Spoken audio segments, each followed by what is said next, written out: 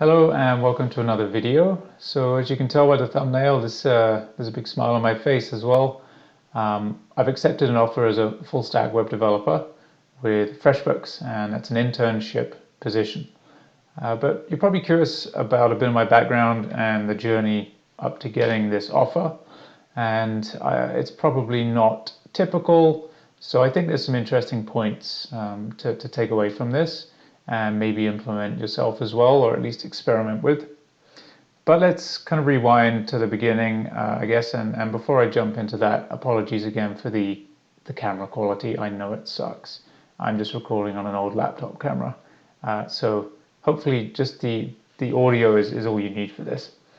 I was toying with the idea in my mind of sharing like my resume and stuff on here, but I don't really want all that going super public, so I think my words will suffice. But if you have any questions, do leave them below in the comments, and I'm certainly going to help out people as much as I can.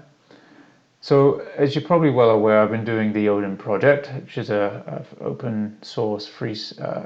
free open source full stack web development curriculum, and it's awesome. I've really enjoyed it so far, and I'm currently on my final project in the Ruby on Rails module. So this is kind of wrapping up all the back end. It is full stack, but there's no front end framework yet. But it's wrapping up all the stuff we've learned in the back end and around using the Ruby language. And this project is really exciting. I'm enjoying that, but I'll get into that in more detail in a minute.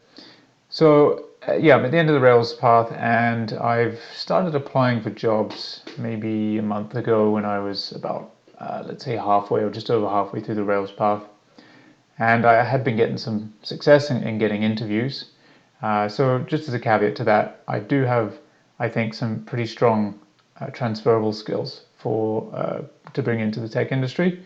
And for example, I've spent the last decade working in the natural resource sector. I have a Bachelor's of Science degree and a Master's of Science degree from a really good university in Canada. I have a diploma in business, and then like I said, spent 10 years in a professional capacity working in startups and the government. And for the last 4 years, I've been leading a technical team in government, where there's been a lot of kind of, let's say, high profile decision making and really getting out there making decisions that affect the public for better or worse, and doing a lot of public speaking and daily problem solving. So it was a high responsibility senior position. So these are things that kind of, I think, provide a lot of good transferable skills for someone who is maybe like me and is switching from one career to another. Definitely lean on those as much as you can. And on the technical side of things on my resume, all I had listed were the Odin projects. So a couple of Rails projects like the Flight Booker and the My Events, as well as some object-oriented projects that we do in the Ruby module. And these were enough to land me interviews, combined with kind of my previous experience. And I sent around 50 applications, give or take a couple. I do have the number, but I just haven't tallied it up yet. But it's in that ballpark. And I got about 7 or 8 interviews, and let's say 3 to 4 of those were just companies who were just testing the waters, and it transpired my experience just was not enough. And these were all Ruby on Rails jobs that I was applying to, and they just required a skill set that was beyond my capacity, having only gotten halfway to 3/4 of the way through the Rails module.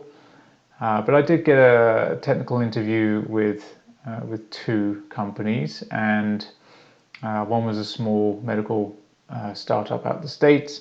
I did that technical interview, I reviewed it with their engineers, and they said thanks, but no thanks. They were looking for someone with a little more experience, which is fine.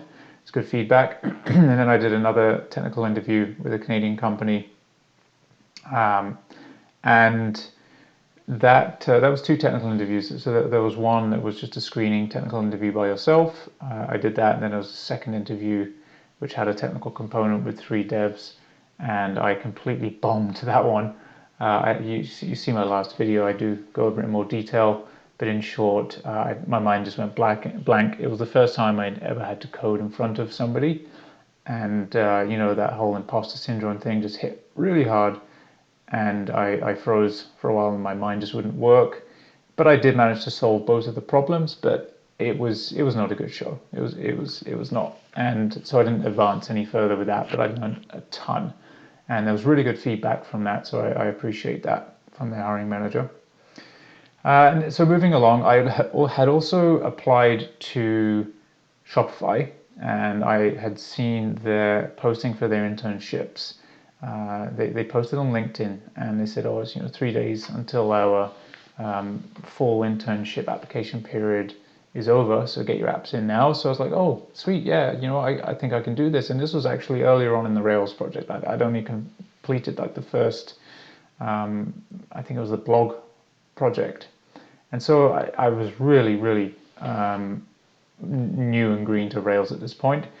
But what they ask you in Shopify is to just create a basic CRUD app that met some conditions, and then you submit that. And I think the real test was to upload that to Replit, because Ruby on Rails, especially Rails 7, does not play very well with Replit. So that was a challenge to get that uploaded and hosted on there. So that was the first screen. I got past that.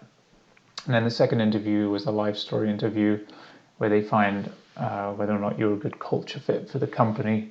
And that was a great interview. They're kind of fun, those ones. I think I do really well in those ones. I'm good at talking to people and answering those kinds of questions. I've hired lots of people myself, so I'm used to being in the interview space where you have to talk, but not do technical tests. But that went well, and then I got an invite for a technical interview, and that's pair programming. It was two 1-hour sessions consecutively, going over 2 different problems. And this is where things started to get a little iffy with Shopify. As you probably heard, they have done, I think it was a 10% layoff, and they axed their internship program this year because they had just overhired and made a false calculation on their growth. And so I received an invite. Well, you actually have to choose a time slot for your technical interview. And I did that, chose some times, and it said in the email that they would get back to me within a couple of business days with a confirmation and a link. But that never happened. So I let 3, 4, 5 days go by. I emailed my recruiter saying, "Hey, just checking in," nothing. So another 2 days went by, I emailed again, nothing. So I emailed my kind of first recruiter, who reviewed my my little app that I made to screen in. And she responded saying, "Oh, just hang tight. We're just working on some issues in Shopify here. We'll be with you soon." And my selected time for the technical interview was coming up very close. And the day before that, I got an email saying that the entire internship program had been basically withdrawn, and they won't be hiring or doing any further hiring for that position. And they'll let me know when when they'll be doing that. So that was a bit of a bummer because it's a Canadian company and they have a really good internship program, and it's a great way to get your feet wet and really kind of get those first 4 to 8 months of experience, which is super hard to get as a new dev, as you all know. So I was a little bummed on that, but it was okay. And then a few days passed, and I've been on LinkedIn a fair bit, and that's one of the things I will recommend is spending some time on LinkedIn. But I was on LinkedIn, and there was a post made by a reporter, talking about the internship program being axed. And I just left a comment on that saying, "Oh yeah, that was that happened to me. I was one of the interns that had the whole competition just pulled out from underneath them." Now, I didn't receive an offer. I was coming up to my technical interview, so I wasn't that far advanced. There were people who had received offers, people who had getting their references checked, who had had the whole thing kind of pulled away from them, and that's tough, especially if you're on a timeline in school on a co-op program or something. So this comment that I made actually kind of, I would say, by any stretch went viral, but it blew up a little bit, and it actually got picked up by, there's some LinkedIn widget, it's like a daily news feed or something, and my comment got picked up and featured. So, I got a ton of likes on it and other comments. And from that, lots and lots of people were sending me friend requests. A number of people were leaving comments, and quite a few of those comments were people saying, "Hey, we could use someone with your skill set, at least what I was advertising as my skill set, and to get in touch with them to discuss things." And I've been talking to a few of those companies, and it's been really good learning about what they do. But I just felt like, again, my skill set was not quite meeting the standard where I'd feel comfortable taking on one of these roles, especially because quite a few of them were just contract work where they have a small Rails app running their business, and they just need a few things changing here or there, and not much guidance or mentorship or anything like that. And I just felt like, well, I need that first 4 to 6 months to kind of be a little bit handheld, just to point me in the wrong direction, so I'm not going to blow anything up at least before I start doing contract work. But it just shows you the power of LinkedIn comments getting picked up, and people do scour those feeds and posts for talent, right? So LinkedIn is if you can wade through, excuse my French, the bullshit on LinkedIn, it seems to be a virtue signaling fest a lot of the time. People pumping up their own egos. I don't play that game myself, but there is a ton of value in the networking on there if you're willing to sort through find the wheat from the chaff, so to speak. So yeah, that happened. That comment really is what led me to get the offer that I accepted today.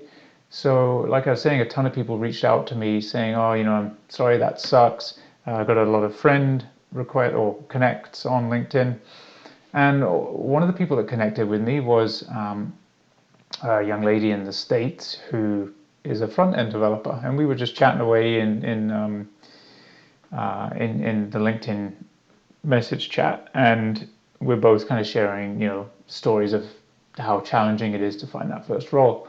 Anyway, a couple days passes, and she tagged me or mentioned me in a post by FreshBooks, and FreshBooks have an internship program. And seeing what had happened at Shopify, they at last minute they'd closed all of their posting for internships, but they actually decided to reopen it to absorb some of the people that were, so to speak, let down, which I think it was really let down by Shopify, because that was a pretty poor management decision.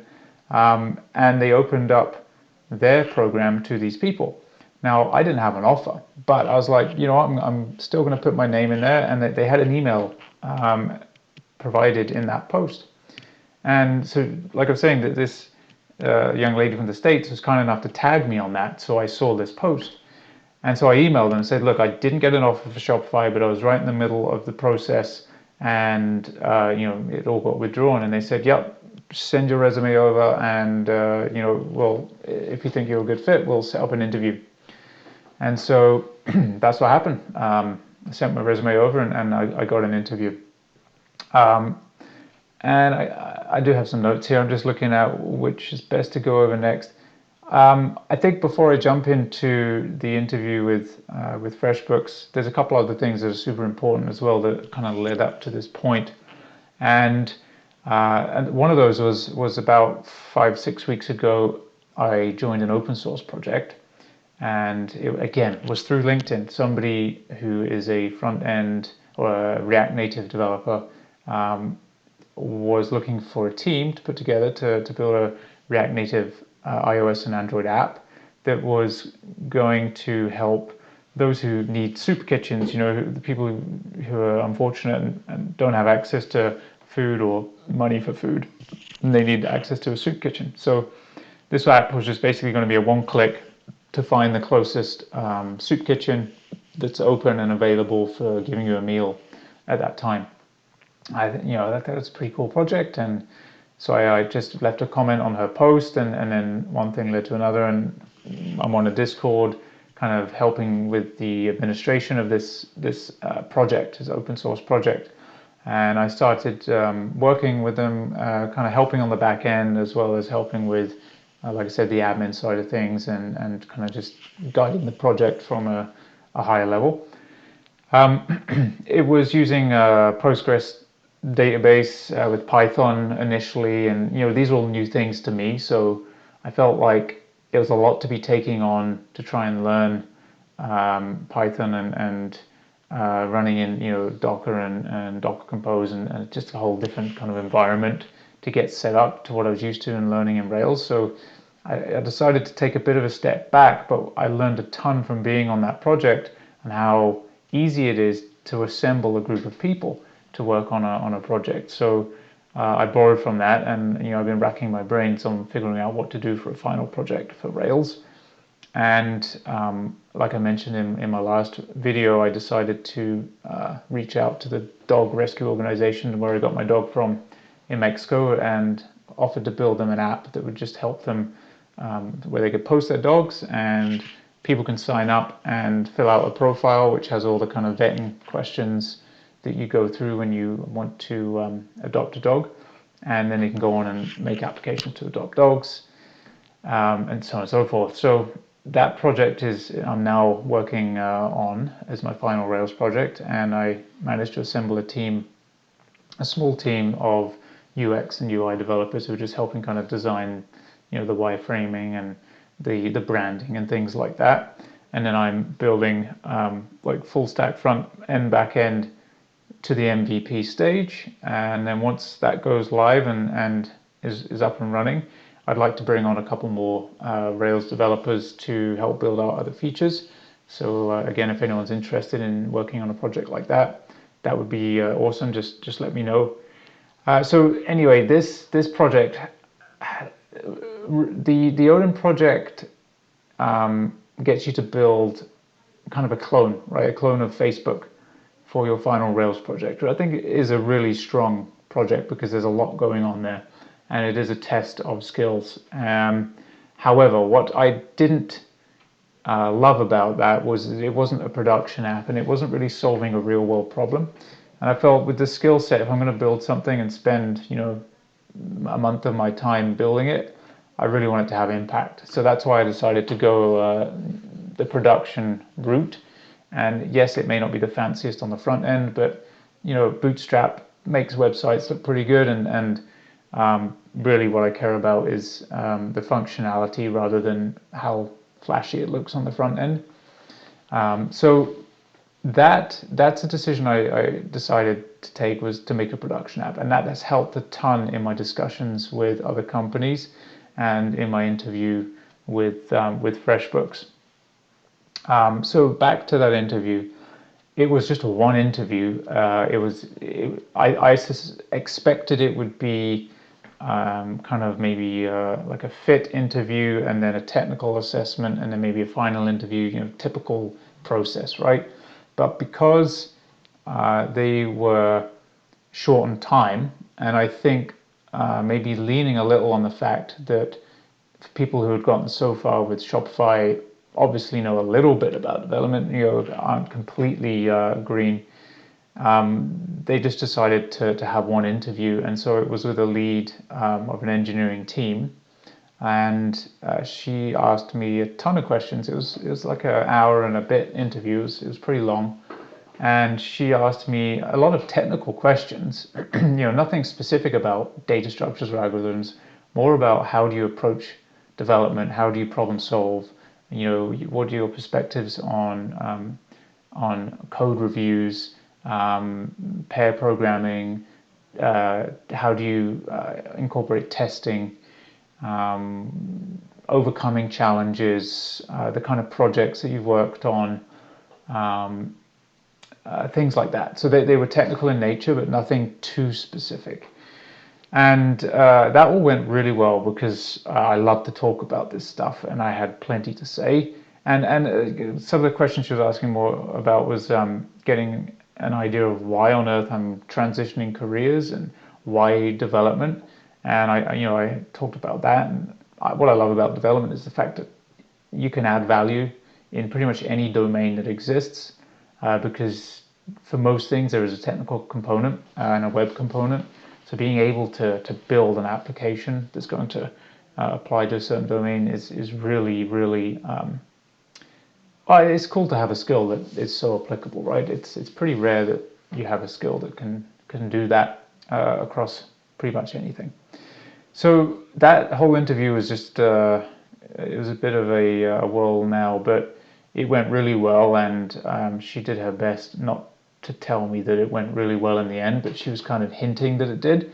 So I had a few long days of waiting for an email, because she said, "Oh yeah, you may even get an email today, or on Monday or Tuesday, because Monday was a holiday." And Tuesday came along, I didn't get any emails, and I was like, "Oh man, this hasn't gone well. They've probably decided not to go with me." But then this morning, I woke up, and usually I don't check my phone, but the first thing I did was turn data on and check my emails, and there it was. It was the email from HR with an offer, and then I received a verbal offer later, and the paperwork via email.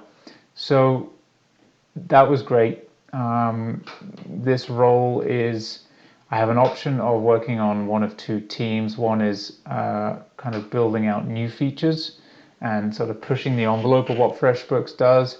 And the other team is working on APIs, both internally and externally. And I'm still not sure which team to choose yet. But some great things about this company and the internships is culture. I think is a very good strong point of this company, from what I've read online and from what I've heard from people who work there. And a lot of the internships do get extended. I won't say a lot, but it's certainly possible that your internship can get extended or turn into a full-time position. So that's always good. And I just feel much more comfortable going into a company with an internship program, because they have staff there where it's an expectation that you are fairly green and inexperienced, and you can make mistakes and ask questions. Hopefully not too many mistakes or too big of a mistake.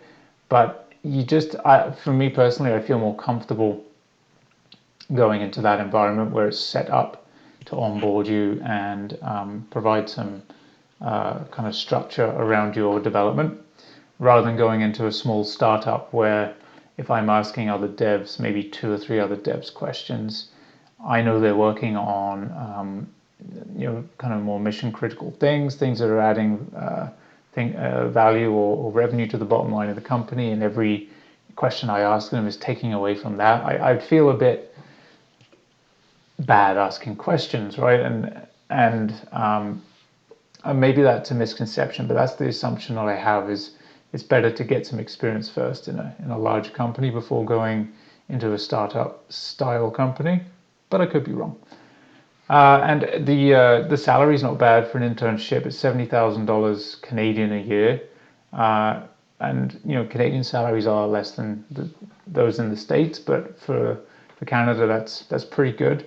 And for an internship to be coming in at that level speaks well to the fact that salaries in development are generally quite good and are going up, and have gone up this year from what I've heard.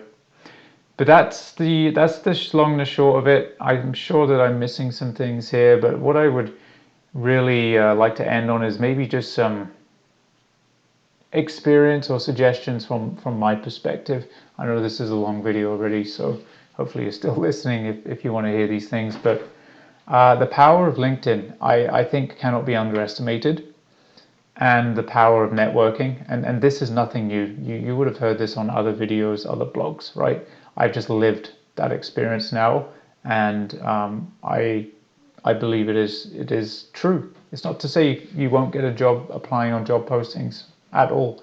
You could certainly get a job that way, but the most opportunities I've gotten in the last month, with the most kind of promise, are those that came through commenting on LinkedIn, and like that Shopify comment, and having people reaching out to me, or having somebody tag me on the FreshBooks post, and then me reaching out to them via email. There was no job posting or anything like that. It was a bit more sort of organic and natural, the way the information flowed. So I think it's important to get onto LinkedIn, make sure your profile looks good, and there's a lot of good YouTube content out there on what to do on your profile. Make friends, make connections in the right industry. Connect with the recruiters, build a dialogue with recruiters, and start following and talking to people in companies that interest you, and make some, don't be afraid to post, because the LinkedIn algorithm is different than Facebook, I believe, such that if you make a comment and anyone in your network likes or comments on that, well, everybody in their network sees that. And I think that's what's different here. So there is a really large reach, exponential reach, that you can get just through LinkedIn. So good things do happen that way. And the other recommendation would be join an open source project, because you learn a ton there and you actually get experience working with people on problems, working on kind of pair coding style problems, etc. Stuff that you don't really get studying by yourself. And you also just get something to put on your resume, and it might spark an idea in your own mind for building an app, because that's the hardest part when you're new to this, is even knowing where to start. So you might get inspired, you might build connections. Even in the open source project I was on, there was several people on there willing to give me interview practice, and kind of mentor any coding that I do. So people are really nice. You just got to put yourself out there, right? One last thing. I know I'm rambling, but the FreshBooks job is actually, it's not in Ruby or Ruby on Rails. It's in Python. That's what they write. That's what their backend is written in. So I'll get to learn Python. I'm going to start studying that. I have a month until the job starts. So I want to get used to that. And I think it'd be great to have both my open source dog rescue app in Rails and then be working professionally in Python. I think there's a good combination of languages. I really enjoy Ruby on Rails and Ruby, but that's only because I don't have anything else to compare it to. I've only worked in Python a tiny bit, and I know it was a little less hand-holdy and structured than Rails. But that said, a lot can be done with it. So it's exciting. It's exciting to get to learn something new. Okay, end of my ramble fest. Hopefully you've taken away something useful here, and hopefully my journey is, if not just interesting, also useful and valuable to you as well. Leave comments, questions below. I'd be happy to get back to you on those. And sorry, it's a 28-minute video, so thanks for sticking around. Bye bye.